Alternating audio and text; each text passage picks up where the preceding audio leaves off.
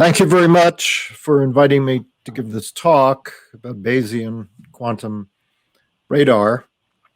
The first notion of quantum illumination was developed by Seth Lloyd, who published a paper in 2008. And his analysis showed that you could enhance the effective signal-to-noise ratio of the radar by an amount which is equal to the time bandwidth product of the transmitted radar waveform, or in other words, the number of modes, optical modes. It turns out that that was too good to be true.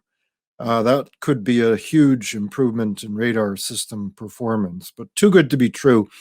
And you can see the details about why that's too good to be true in Jeff Shapiro's paper that he published in the IEEE last year. But it was quickly realized that you could, in fact, get about a 6 dB gain in effective signal-to-noise ratio.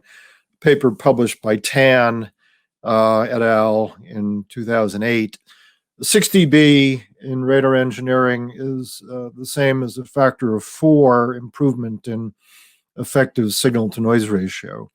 And the assumptions there were that the photons are in Gaussian states, and the entanglement uses two-mode squeezed vacuum. 2018, De Palma published a paper that proved that if you assume that the photons are in Gaussian states, then two-mode squeezed vacuum is optimal. That is, you can't get any more than 6 dB improvement, no matter what kind of entanglement you use. The following year, Roberto de Candia generalized that a bit by including not only Gaussian states, but Schroeder-Cat states. Very recently, end of last year, 27 December 2020, Prabhu Suri and Chandrasekhar published a paper using hyperentanglement, meaning more than one kind of entanglement of the photons.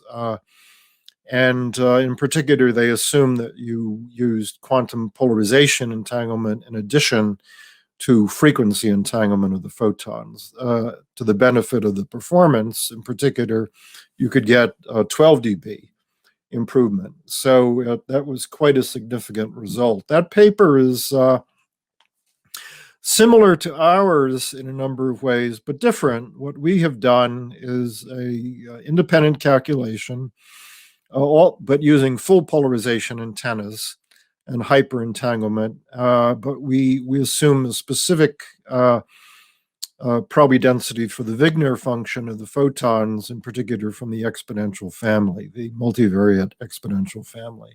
And we use Gaussian quantum mechanics, in particular using the Bolavkin-Zakai equation, and we evaluate performance using Monte Carlo simulations rather than theoretical Chernoff bounds. You can see here the results summarized. You can see the 12 dB improvement with an optimal quantum radar using hyperentanglement. If you have a very good antenna, radar antenna, in particular 30 dB of isolation between the polarization. And this antenna, this radar transmits two orthogonal polarizations simultaneously and also receives two orthogonal polarizations simultaneously. That's the definition of full polarization. Now, it's obvious that hyperentanglement should improve the performance of quantum radars. So the question is, why hasn't this been done before?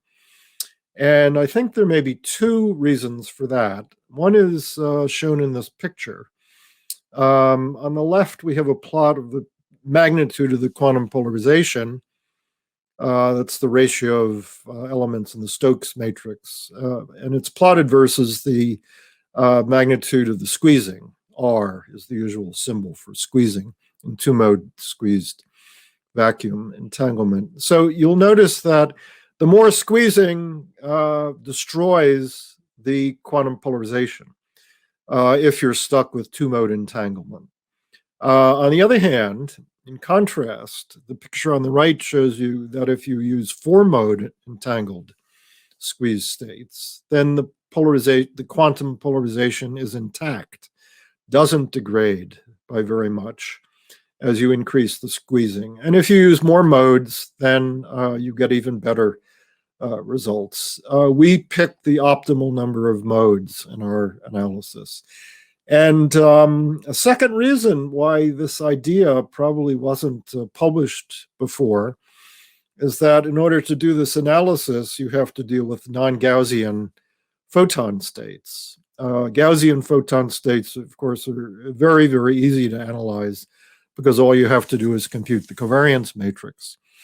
Whereas with non-Gaussian states, to get an optimal receiver, you need a nonlinear filter, which is exactly what we have done. And you can read our paper to see what the details of that amount to. Now, I'll briefly summarize the experimental results that are available.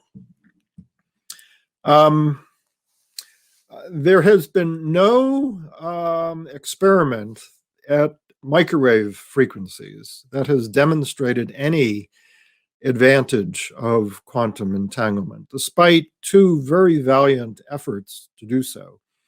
You can see Chris Wilson's team and Barjanji's team both attempted this. And the reasons that you couldn't get any improvement is that they both amplified the transmitted signal quite a bit.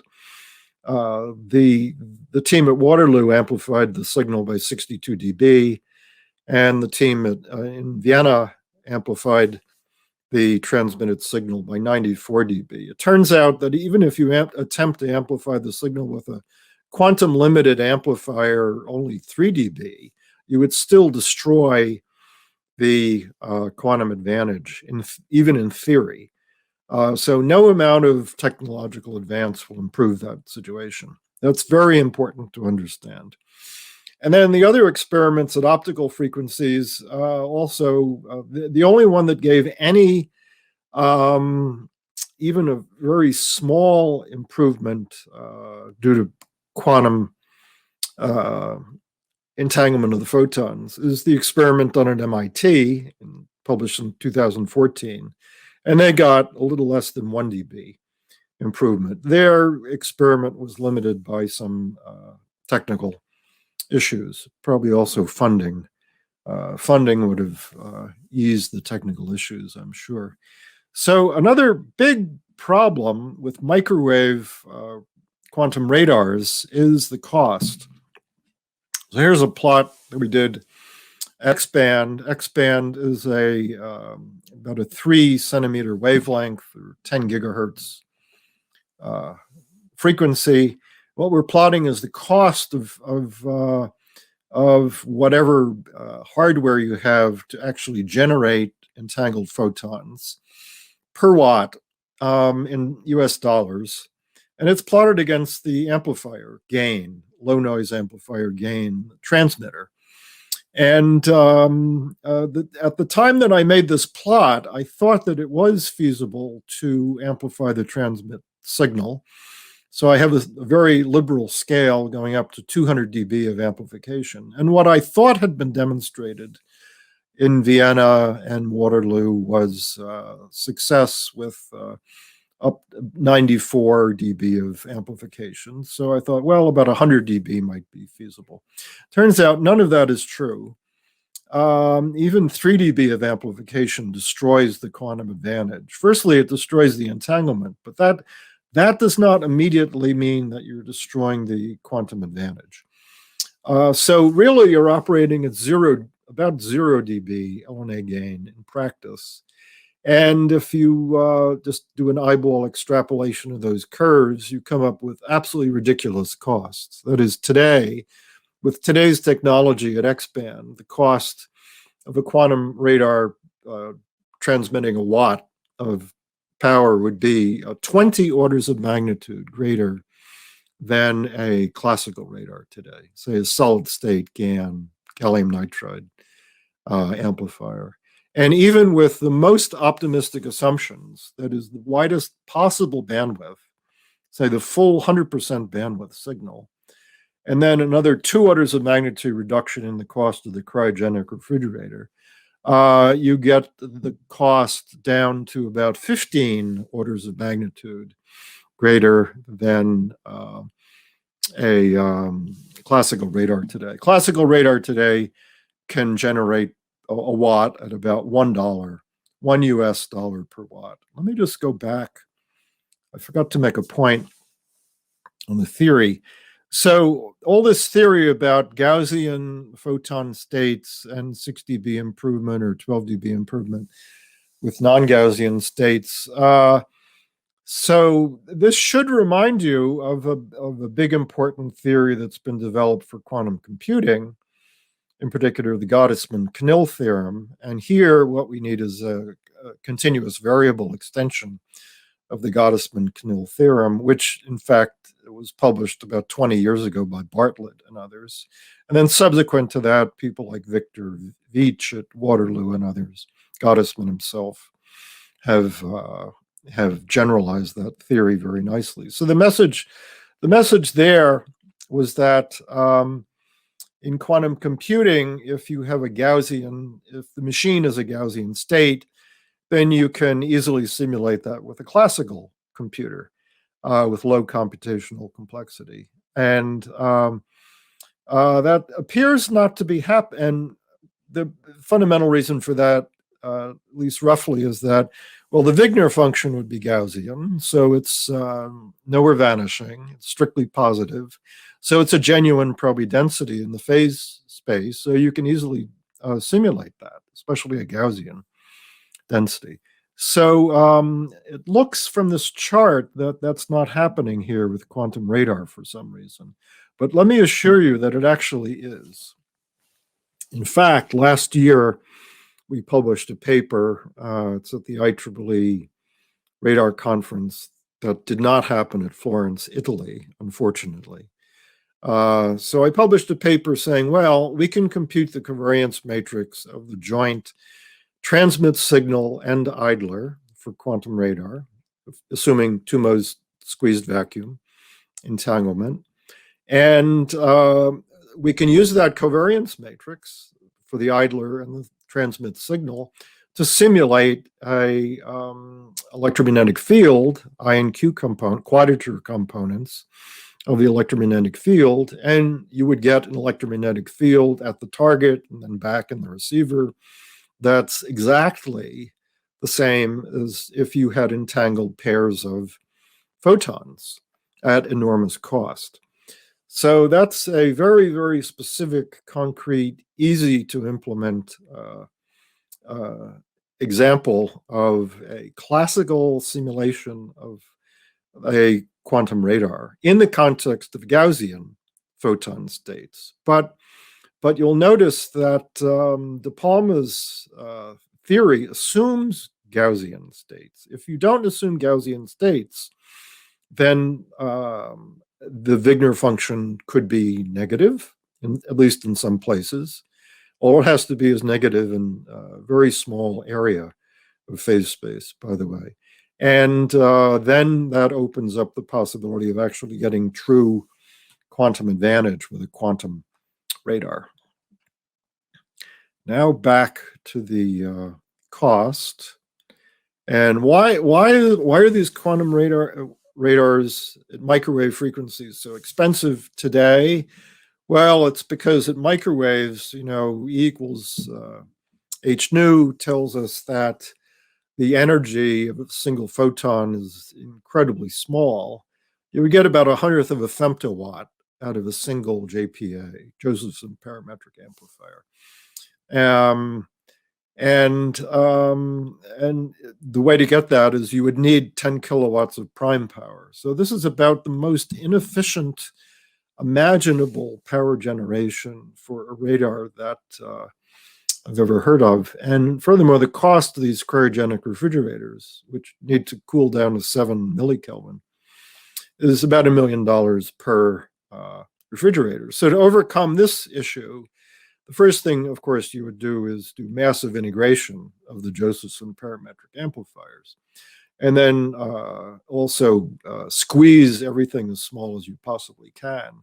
That might give you about 2 orders of magnitude 2 or 3 orders of magnitude improvement, reduction, that is, in the cost. Of course, if you're selling these refrigerators, I don't think reduction of cost would be considered an improvement. So just a few comments about the literature. This is a list of papers that I like, starting with Jeff Shapiro's papers, which are quite detailed, quite clear and thorough, where he explains why quantum illumination has certain very significant practical issues. And then Robert Janssen, Roberto Di Candia, et al. Give a very good analysis of the problems due to the amplification of the transmitted signal. And probably the best, most accessible tutorial about quantum radar is the paper by Giacomo Sorelli and others at the Sorbonne in Paris. That paper isn't published, but it's readily available online. Very thorough, very clear, written with the specific intention of having everybody understand what's going on. Both quantum physicists understand what's going on with the radar technology, as well as radar engineers understanding what's going on with the quantum physics. And then I have a bunch of papers, including, so 3 of the papers listed here, you'll notice, are all at the same conference. It's an IEEE radar conference that will not happen at Atlanta, Georgia. This special session will be held virtually online on the 11th of May, just in a few weeks from now. And there'll be about 10 talks and a panel discussion, including Jeff Shapiro and other world experts on quantum radar, such as Chris Wilson. And I would invite you all to tune in to that and ask lots of tough questions. Thank you very much for your attention. Hi, Fred. Thanks very much for that. It was really interesting. That's one of the first explanations of quantum radar that I've had. So it was really interesting for you to present that. There's no questions in the chat at the moment, but I've got a couple. One is about the comment on the amplification. So you said that a couple of practical demonstrations amplify the signal by several orders of magnitude. Well, what's the need to do that? The need to do it is practice. You can't possibly detect any target, even a very large target, unless you do it. Ideally, you would like to do 200 dB of amplification. That is 20 orders of magnitude of amplification. If you start out with 1/100th of a femtowatt, you need to get to energy level, transmit power on the order of at least 1 milliwatt to do anything useful, even at the shortest imaginable range, say with medical imaging. So that's about 16 orders of magnitude of amplification, or 160 dB of amplification. So you're absolutely forced to do such amplification to have any hope of detecting targets in a reasonable time. If you, on the other hand, did other things like increase the antenna area, you'd have to have antennas the size of the state of Texas to do anything useful. But of course, that by itself wouldn't be a useful, cost-effective approach, would it? No, not at all. Okay, thank you very much. Welcome. Yeah, so there's no questions in the chat, but if anyone has any questions for Fred after this, feel free to get in touch with him. So thank you very much, Fred.